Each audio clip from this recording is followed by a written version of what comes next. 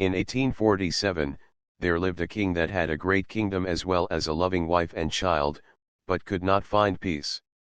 He sets out on a journey to discover true happiness and comes upon a stone in a forest occupied by Panjurali Deva, a deity that protects the villagers that reside in the forest. He donates vast amounts of his land to the villagers in exchange for taking the stone with him. Panjurali warns the king that his family and successors should keep their word and not reclaim the land, which will incur the wrath of Panjurali's companion, the ferocious Gilagadeva.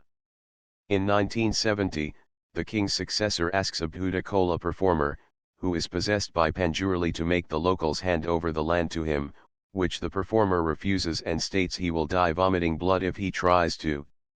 The successor raises doubt on performer's possession by Panjurali, to which the performer replies he would vanish if he is possessed, after which he runs into the forest and is indeed never seen again.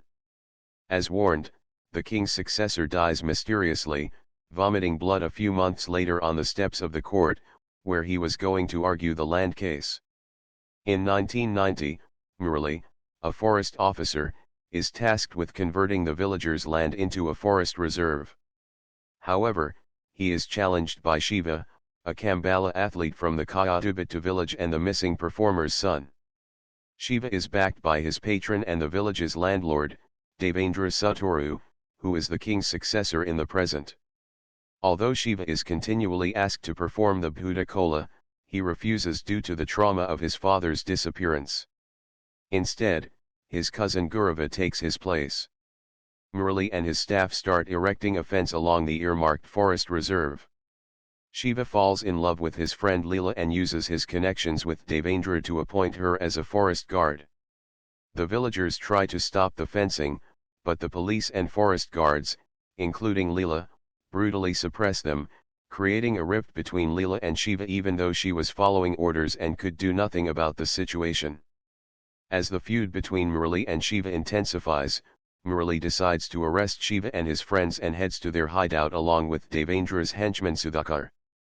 However, Shiva and his friends who were cutting down a tree accidentally destroy Murali's jeep in the process, and thinking they killed everyone inside, go into hiding. A few days later, they return to the village to meet their families. Shiva makes up with Leela and tells her that he will surrender. However, they are caught by the police and forest guards the morning after.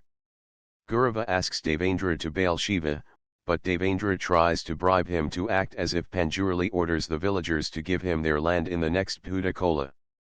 Gaurava refuses and Devendra kills him. Learning that Murali has figured out his ulterior motive, Devendra decides to set Shiva against him. Having learned about Gaurava's death, Shiva meets Devendra, who lies about Murali being Gaurava's killer.